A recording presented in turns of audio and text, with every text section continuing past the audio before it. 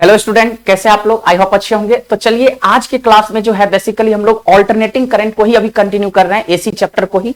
और आज के क्लास में सीरीज एलसीआर सर्किट के बारे में हम लोग देखने वाले हैं, जो कि सीबीएसई के एग्जाम पॉइंट ऑफ व्यू के हिसाब से देखा जाए या फिर जेई मेंस या नीट किसी भी एग्जाम के पॉइंट ऑफ व्यू के हिसाब से देखा जाए तो ये टॉपिक बहुत ही ज्यादा इंपॉर्टेंट है। 100% यहां से क्वेश्चन पूछा ही पूछा जाता है। तो सीबीएसई के पॉइंट ऑफ व्यू के हिसाब से देखा जाए या किसी भी स्टेट बोर्ड के पॉइंट ऑफ व्यू के हिसाब से देखा जाए तो 100% इस टॉपिक के ऊपर जो है आपके पास 3 या हम कह सकते हैं 5 मार्क का क्वेश्चन 100% पूछा ही पूछा जाता है। तो ये चैप्टर बहुत ही ज्यादा इंपॉर्टेंट है।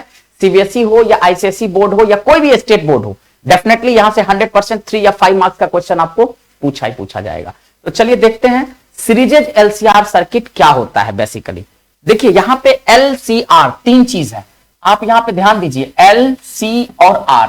L4 होता है इंडक्टर, L4 क्या होता है? इंडक्टर। C4 होता है कैपेसिटर और R4 होता है रेसिस्टर। यानी कि आप ये समझिए कि कोई भी एक एसी सर्किट है और उसके अक्रॉस जब हमने इंडक्टर, कैपेसिटर और रेसिस्टर तीनों को एक साथ सीरीज में कनेक्ट कर देते हैं तो वही एसी सर्किट हमारा क्या बन जाता है? Serieses LCR circuit. उसी सर्किट को हम लोग क्या कह देते हैं? Serieses LCR circuit. तो आप इसको देखिए, सर्किट डायग्राम हम कैसे दिखा सकते हैं। मान लीजिए हमने एक रेसिस्टर ले लिया और यहां पे क्या ले लिया? एक इंडक्टर ले लिया और यहां पे हमने क्या ले लिया? एक कैपेसिटर ले लिया। ओके, और इस तीनों को हमने किस में कनेक्ट कर दिया? सीरीज में। किसके साथ? एक एसी सोर्स के साथ। किसके साथ कनेक्ट कर दिया? एक एसी सोर्स के साथ। तो यहां पे आप देख सकते हैं R4 रेसिस्टर, L4 इंडक्टर और C4 कैपेसिटर। यहां पे रेसिस्टर, इंडक्टर और कैपेसिटर तीनों का तीनों एक साथ किस में कनेक्टेड है? सीरीजेज में कनेक्टेड है।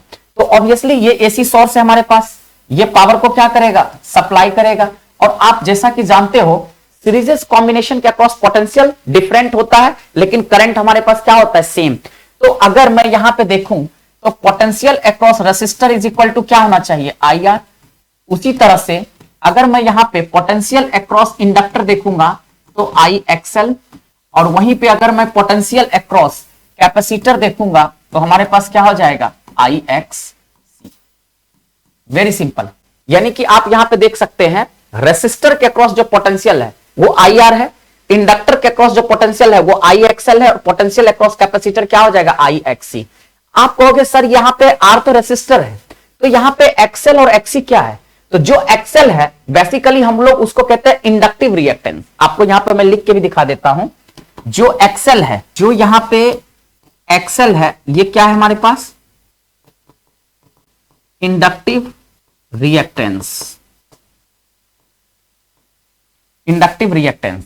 और वहीं पे जो XC है उसको हम लोग क्या कहेंगे? Capacitive reactance. क्या कहेंगे? Capacitive reactance.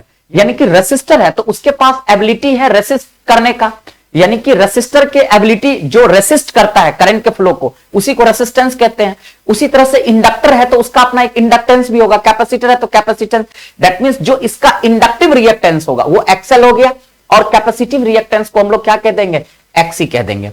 अब ये हमारे पास कोई भी एसी सोर्स है तो किसी भी इंस्टेंट पे जो इसका EMF होगा वो क्या हो जाएगा? E0 sin omega T. Very good.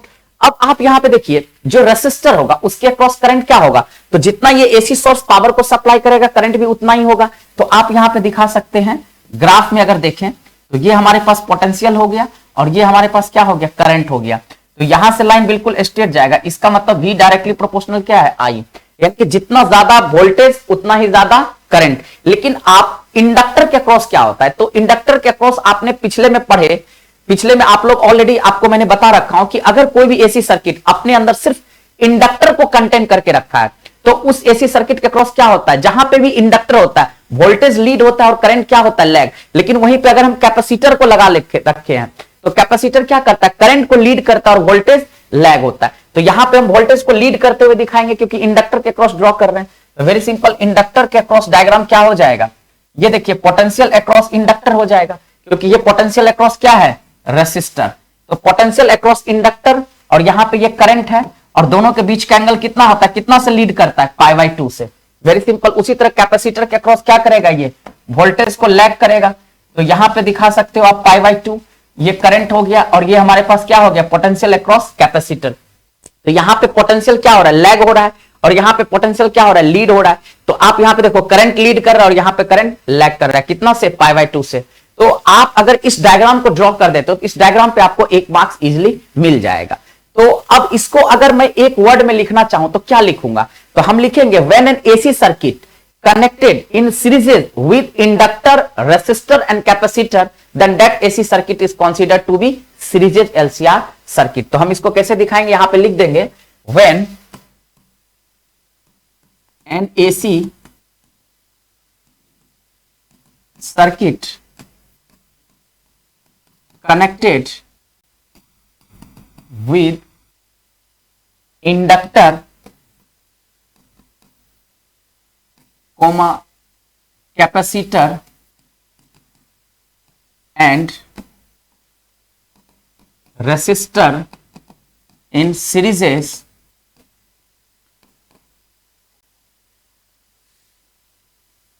resistor in series,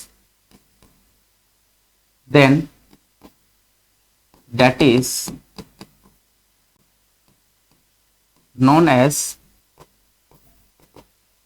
series LCR circuit. एक लाइन में तो आप इजीली लिख सकते हो कि when an AC circuit connected with inductor, capacitor and resistor in series, then that circuit is known as series LCR circuit. Very simple. कोई भी एसी सर्किट अगर रेसिस्टर, इंडक्टर, कैपेसिटर तीनों को एक साथ सीरीज में कनेक्ट कर रखा है, किसी भी सर्किट का अगर कनेक्ट कर रखे हैं, तो वो पूरा का पूरा एसी सर्किट क्या माना जाएगा, उसी को हम लोग कहेंगे सीरीज LCR सर्किट। अब इस सीरीज LCR सर्किट के अक्रॉस, यानी कि ये जो एसी सर्किट है जिसके अंदर इंडक्टर, रेसिस्टर, कैपेसिटर तीनों कनेक्टेड है, then we have to find out the maximum value of current across this AC circuit. That means हमें क्या फाइंड आउट करना है, maximum, that means peak value of current when an AC circuit connected with resistor, inductor and capacitor in series. तो अब मेरा target जो है वो क्या फाइंड आउट करने का है, पीक करंट अक्रॉस दिस, या that means maximum current across this series LCR circuit. तो देखिए हम इसको कैसे ड्राइव करते हैं, maximum value of current across this series LCR circuit. अब यहां पे देखिए हम एक यहां पे लाइन को ड्रॉ कर लेते हैं।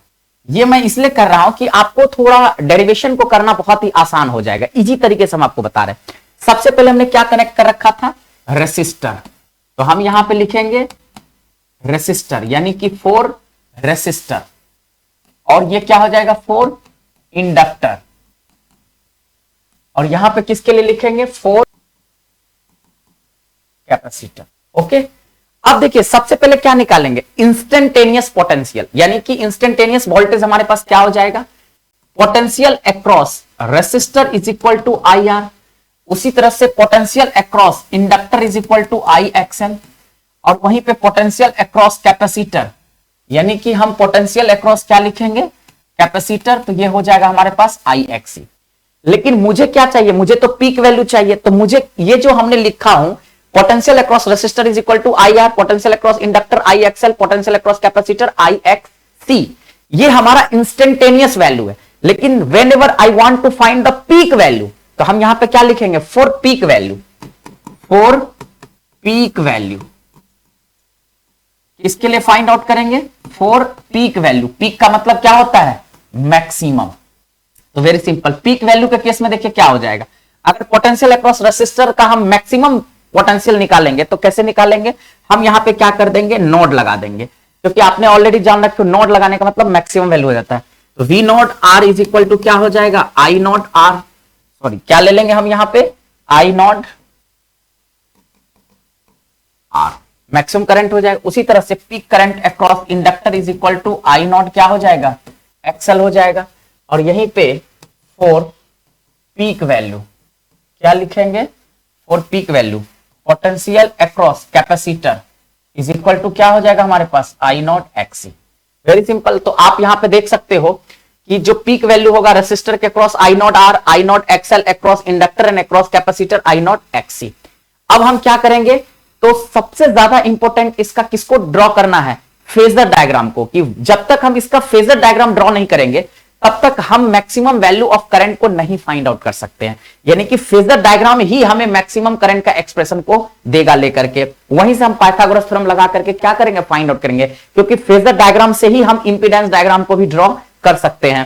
तो आप लोगों ने देखा था कि फेजर डायग्राम हर सर्किट के अक्रॉस, जैसे एसी सर्किट रेसिस्टर था उसका भी फेजर डायग्राम देखे थे, कोई भी एसी सर्किट के अंदर इंडक्टर था तो उसका फेजर। तो कहने का मतलब अब यहां पे जो एसी सर्किट है इसके अंदर रेसिस्टर, इंडक्टर, कैपेसिटर तीनों कनेक्टेड है, तो इस पूरे सीरीज एलसीआर सर्किट का फेजर डायग्राम कैसा होगा। तो सबसे पहले देखते हैं phasor diagram for series LCR circuit. यहां पे हम लिखते हैं phasor diagram for series LCR circuit. Phasor diagram किसके लिए ड्रॉ कर रहे हैं, सीरीज एलसीआर सर्किट के क्रॉस। तो वेरी सिंपल, देखिए कैसे होगा। आपको सबसे पहले यहां पे कार्टेशियन कोऑर्डिनेट सिस्टम को लेना है। ओके, यहां पे क्या लेना है, कार्टेशियन कोऑर्डिनेट सिस्टम को लेना है। आपको यह देखना है कि जो हमारा पोटेंशियल था वो इंडक्टर के क्रॉस क्या कर रहा था, लीड कर रहा था, लेकिन वहीं पे कैपेसिटर के क्रॉस लैग कर रहा था। तो वेरी सिंपल, हम यहां से क्या करेंगे, एक लाइन को ड्रॉ करेंगे। क्या करेंगे, यहां से एक लाइन को यहां से ड्रॉ करेंगे। अब ये जो होगा ये पोटेंशियल अक्रॉस क्या देगा, इंडक्टर देगा, क्योंकि इंडक्टर के अक्रॉस लीड कर रहा था। और ये जो लाइन सीधे नीचे चला जाएगा ये पोटेंशियल अक्रॉस क्या दे देगा, कैपेसिटर, क्योंकि ये लैग कर रहा है। और दोनों के बीच का एंगल कितना है, π/2, यानी कि सॉरी यहां से तो पूरा डायरेक्ट 180 डिग्री हो जाएगा। चलिए अभी दिखाता हूं। अब उसके बाद हम यहां से जो लाइन खींचेंगे वो पोटेंशियल अक्रॉस क्या हो जाएगा, रेसिस्टर। तो वेरी सिंपल, आपको ये दिमाग लगाना है कि ये जो लाइन हमारे पास बनेगा, इस अगर यहां पे देखिए पोटेंशियल अक्रॉस इंडक्टर लीड करता हुआ नजर आ रहा है, वहीं पे पोटेंशियल अक्रॉस कैपेसिटर लैग करता हुआ नजर आ रहा है, तो नेट वैल्यू हमारे पास कितना मिलेगा। तो नेट हम इसको क्या कह सकते हैं, इस चीज को हम लिख सकते हैं VL माइनस VC, क्योंकि आप यहां पे देखो नोट, अगर मैं इसको एक वेक्टर मानूं तो ये दूसरा वेक्टर हो गया। यानी कि यूजुअली कोई भी वेक्टर है, जैसे ये हम देखते हैं तो ये इसका टेल होता है और ये इसका क्या होता है, हेड होता है। तो आप यहां पे देखो दो वेक्टर कैसे, टेल हेड, टेल हेड, तो वेक्टर जो कंबाइन हो रहा है वो टेल टू टेल कंबाइन हो रहा है। तो उसका रिजल्टेंट हम यूं खींच सकते हैं, जो कि पोटेंशियल अक्रॉस क्या हो गया, रेसिस्टर, एक तरह से हम देखें। चलिए तो हम यहां पे फाइंड आउट करने का कोशिश करते हैं। आप यहां पे देख लिए VL माइनस VC, इसका नेट वैल्यू आ गया, यानी कि इस वेक्टर का नेट वैल्यू कितना आ गया, VL माइनस VC। और ये हमारे पास पोटेंशियल अक्रॉस क्या है, रेसिस्टर। अब मुझे क्या देगा, अब ये पोटेंशियल है तो इसका हम क्या करेंगे, रिजल्टेंट वैल्यू को फाइंड आउट करेंगे। देखिए ये जो एक वेक्टर है, ये वेक्टर मेरे पास, सिर्फ ये वेक्टर हमारे पास क्या हो गया, VL माइनस VC, और ये वेक्टर हमारे पास क्या हो गया, पोटेंशियल अक्रॉस रेसिस्टर। यानी कि VR वेक्टर और VL माइनस VC, आप यहीं पे देखो, ये इसका टेल और ये इसका हेड, ये इस वेक्टर का टेल, इस वेक्टर का हेड। तो ऑब्वियसली जब हम इसका रिजल्टेंट निकालेंगे तो इसका रिजल्टेंट हमें कुछ ऐसे मिलेगा, that will give you what, EMF। यानी कि ये इसका क्या दे देगा, मुझे रिजल्टेंट वैल्यू देगा। क्या देगा मेरे पास, रिजल्टेंट वैल्यू। तो अब देखिए जो फेज एंगल होगा, फेज एंगल किसके बीच का होगा, तो ऑब्वियसली EMF और पोटेंशियल अक्रॉस रेसिस्टर के बीच का, ये जो यहां पे जो एंगल बनेगा इसको हम लोग कहेंगे फाई। फाई बेसिकली क्या हो गया, फेज एंगल हो गया। और ये जो लाइन है यहां पे, ये हमें क्या दे देगा, ओमेगा टी। क्या दे देगा, ओमेगा टी। और आप यहां पे देख सकते हैं VL माइनस VC और VR के बीच का एंगल कितना है, π/2। उसी तरह से VR और VC के बीच का एंगल भी कितना है, तो आप यहां पे देखोगे तो ये भी कितना हो जाएगा, π/2। तो यानी कि VL और VC के बीच का डायरेक्ट एंगल तो 180 डिग्री हो गया, लेकिन जो यहां पे VL है और VR है इसके बीच का एंगल कितना है, π/2, ये π/2। और EMF और पोटेंशियल अक्रॉस रेसिस्टर के बीच का जो एंगल होता है वही हमारा फेज एंगल होता है। इसी चीज को हम क्या लिख देते हैं, फेज एंगल। क्या लिख देते हैं, फेज एंगल।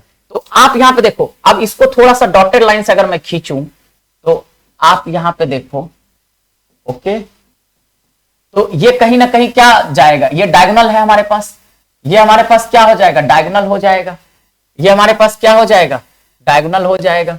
आप यहीं पे देख सकते हो, ये हमारे पास क्या हो जाएगा, पीक EMF, नेट EMF देगा। तो ये जो डायगोनल आया, तो आप ये पाइथागोरस थ्योरम लगा सकते हो। देखो आप यहां से क्या करो, यहां से लेकर के ऐसे करके पोर्शन को कटिंग करके हटा दे, तो ये जो हमारे पास कुछ ऐसा एक्सप्रेशन बनेगा, ये जो बनेगा ये देखिए आप यहां से देखो एक रेक्टेंगल बन रहा है, तो जो अगर ये वाला जो कंपोनेंट है, ये वाला कंपोनेंट हमारे पास VL माइनस BC है, तो ये वाला भी पोर्शन क्या है हमारे पास VL माइनस BC, तो इसको मैं क्या लिख सकता हूं यहां पे VL माइनस BC। क्या लिख सकता हूं मैं यहां पे मैं क्या लिख सकता हूं VL माइनस BC। अब ये हमें क्या दे रहा है EMF, वेरी सिंपल, ये एंगल मुझे क्या दे देगा 5 फेज एंगल। तो ये जो हमारे पास है देखो, यहां से इस पोर्शन को हमने कटिंग करके हटा लिया, तो ये हमारे पास पोटेंशियल अक्रॉस रेसिस्टर। अब यहां पे ये हो गया इंपीडेंस डायग्राम, लेकिन ये जो इंपीडेंस डायग्राम है वो किसके केस में आ गया, पोटेंशियल। इंपीडेंस का मतलब होता है effective value, maximum value. Okay, तो हम यहां पे इंपीडेंस, इसको हम इंपीडेंस डायग्राम कह देंगे। क्या कह देंगे इसको हम इंपीडेंस। अब ये जो इंपीडेंस डायग्राम है वो किसके केस में हमारे पास, पोटेंशियल के केस में। वैसे इंपीडेंस का मतलब होता है effective value of resistance. Okay, अब यहां पे देखिए इसी चीज को मैं रेसिस्टेंस के केस में भी लिख सकता हूं। कैसे लिखूंगा, तो ये एंगल हमारे पास 5, जहां पे मैक्सिमम ईएमएफ है वहां पे मुझे मैक्सिमम रेसिस्टेंस मिलेगा। तो इफेक्टिव रेसिस्टेंस को जेड से इंडिकेट करते हैं, VL माइनस BC, तो इसको हम लिख सकते हैं XL माइनस XC, और इसको क्या लिखेंगे यूजुअली R। तो ये हमारे पास क्या हो गया इंपीडेंस डायग्राम, क्या हो गया इंपीडेंस डायग्राम। आप यहां पे बिल्कुल इजीली देख सकते हो, इंपीडेंस डायग्राम ये भी है, लेकिन ये इफेक्टिव ईएमएफ के केस में है, लेकिन इंपीडेंस डायग्राम में ये इफेक्टिव रेसिस्टेंस के केस में है। अब यहीं पे आप क्या कर सकते हो, पाइथागोरस थ्योरम, हमें क्या निकालना, maximum value of current through a series LCR circuit. तो यही इंपीडेंस डायग्राम से हम क्या कर सकते हैं, मैक्सिमम वैल्यू ऑफ करंट निकालेंगे, पाइथागोरस थ्योरम लगाएंगे। देखिए EMF square is equal to क्या होना चाहिए, VL minus BC square plus VR square, यानी कि ये हाइपोटेनस हो गया, ये परपेंडिकुलर हो गया, और ये क्या हो गया हमारे पास बेस हो गया। तो चलिए हम आपको करके दिखाते हैं। तो बाई PT का मतलब हो गया पाइथागोरस थ्योरम। पाइथागोरस थ्योरम अगर लगाएंगे तो हमारे पास क्या हो जाएगा, EMF square is equal to potential across resistor का square plus VL minus VC का स्क्वायर। यूजुअली हम यही लिख सकते हैं। अब हम क्या लिखेंगे, देखिए इसी चीज में हम क्या करेंगे, वैल्यू को पुट करेंगे, जो EMF होगा।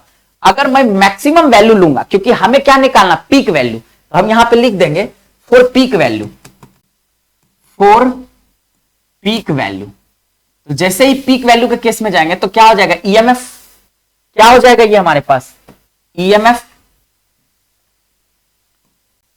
नॉट लगा देंगे, EMF nought square is equal to क्या हो जाएगा, V nought R square plus V nought L minus V nought C का होल स्क्वायर। अब यहीं पे देखिए EMF nought square is equal to, जहां पे V नॉट R स्क्वायर है वहां पे हम क्या लिख सकते हैं, I not R square plus इसको क्या लिख सकते हैं, I not XL minus I not XC का स्क्वायर। आप यहीं पे देखिए EMF नॉट स्क्वायर, अगर मैं थोड़ी देर देखूं तो यहाँ पे I नॉट स्क्वायर कॉमन आ जाएगा, यहाँ पे I not XL minus I not XC है, तो यहां से भी हम I नॉट स्क्वायर को कॉमन ले सकते हैं। तो अगर मैं यहाँ पे I नॉट स्क्वायर को कॉमन ले लूं तो यहाँ पे हमारे पास क्या बचेगा, R square plus XL minus XC का होल स्क्वायर। अब मुझे क्या निकालना है, मुझे तो पीक वैल्यू ऑफ करंट निकालना, I नॉट निकालना है। तो very simple, I nought square is equal to मैं क्या लिख सकता हूं, EMF nought square upon R square plus XL minus XC का होल स्क्वायर। और हमें क्या चाहिए, पीक वैल्यू ऑफ करंट, तो डायरेक्ट हम यहां पे निकाल सकते हैं। This implies I nought is equal to क्या लिखेंगे हम यहां पे, I nought is equal to root under EMF nought का स्क्वायर अपॉन में क्या हो जाएगा, R square plus XL minus XC का होल स्क्वायर। वेरी सिंपल, आप यहां पे देख सकते हैं। तो जब हम I नॉट का वैल्यू लेंगे तो हमारे पास पीक करंट क्या निकल जाएगा, EMF nought upon root under क्या हो जाएगा, ये root under R square plus XL minus XC का होल स्क्वायर। Very simple. अब यहां जो आ गया हमारे पास, यही हमारे पास क्या गया, पीक वैल्यू ऑफ करंट। यानी कि आपसे जो पूछेगा पेपर में कि drive expression for maximum that means peak value of current through a series LCR circuit, तो एक्चुअली आपको यही एक्सप्रेशन को क्या करना है, ड्राइव करके निकालना है। So this is the required expression for maximum value of current, that means peak value of current through a series LCR circuit. I naught is equal to EMF naught upon root under R square plus XL minus XC का whole square.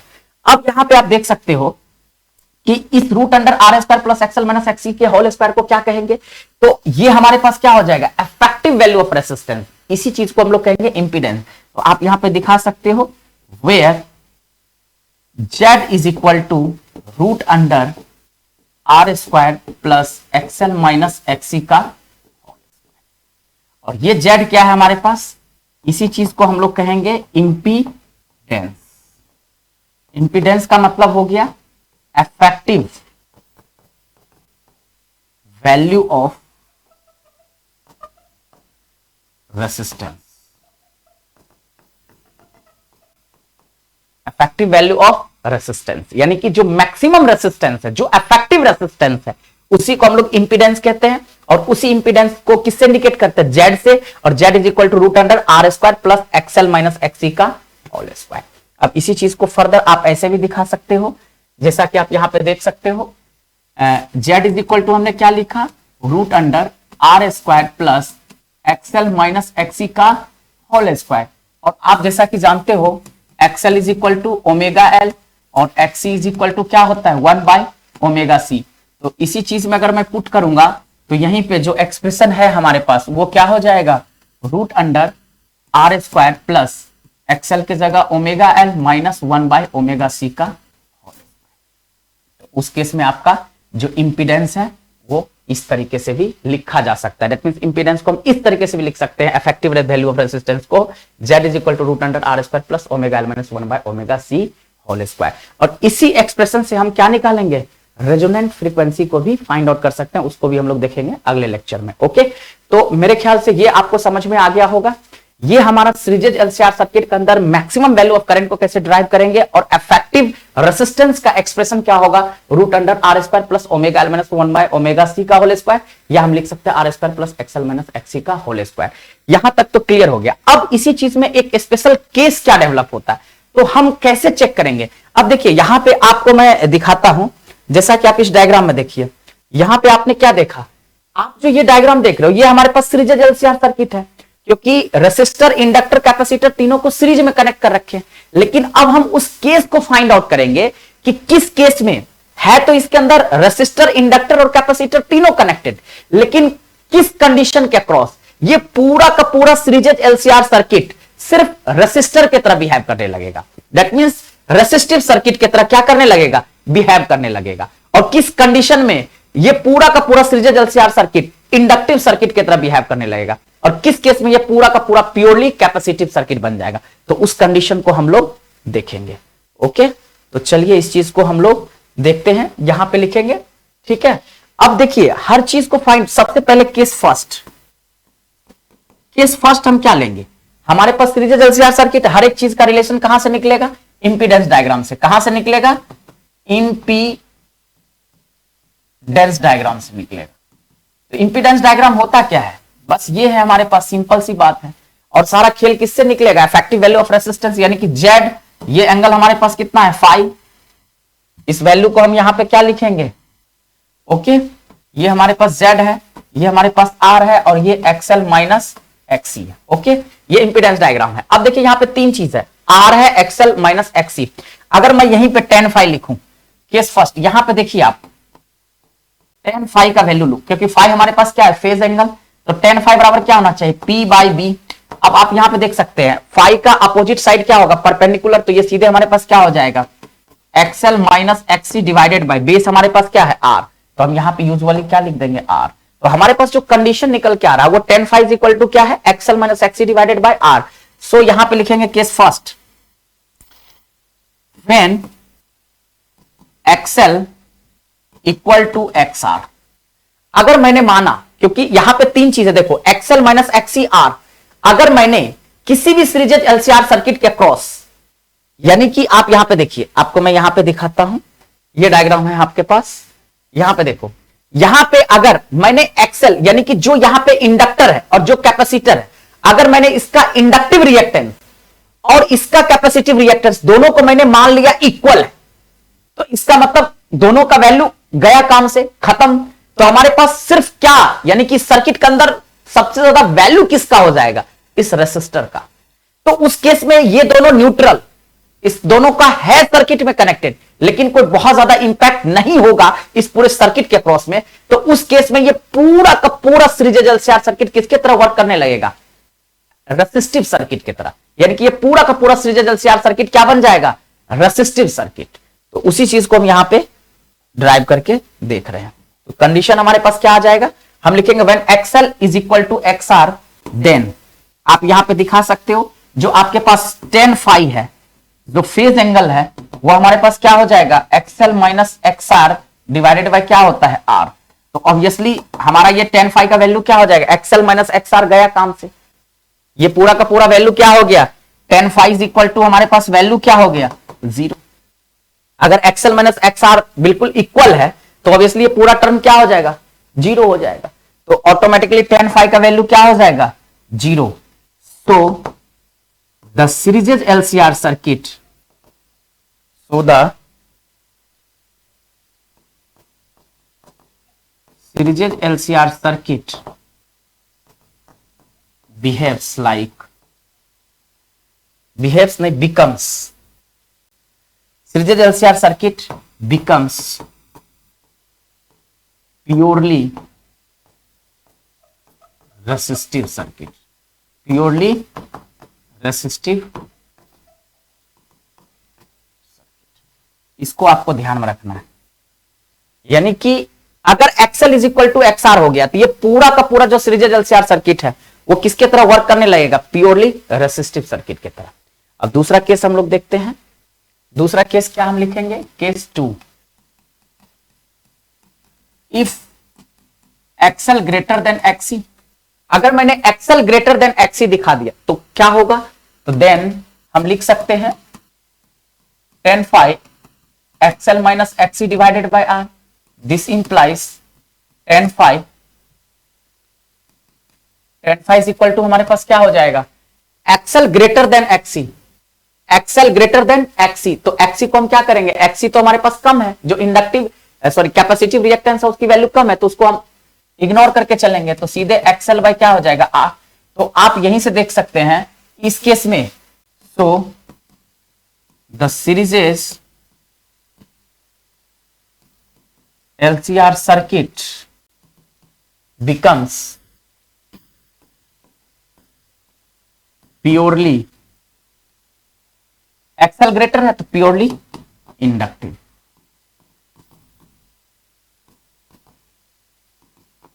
यानी कि ये क्या हो जाएगा? Purely inductive circuit हो जाएगा। इस केस में जो सीरीज एलसीआर सर्किट है वो प्योरली किसके तरह काम करेगा? इंडक्टिव सर्किट की तरह।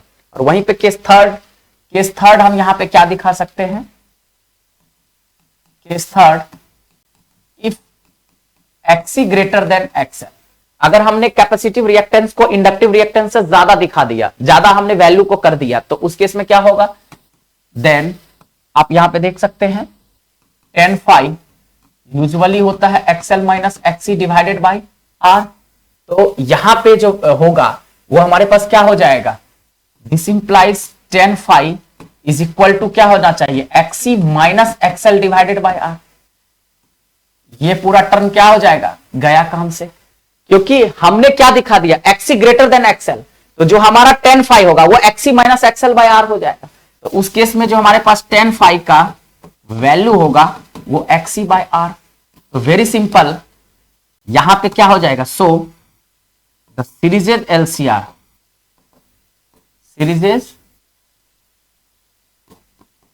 LCR सर्किट becomes प्योरली क्या हो जाएगा? Capacity, purely capacitive circuit. यानी कि प्योरली क्या हो जाएगा?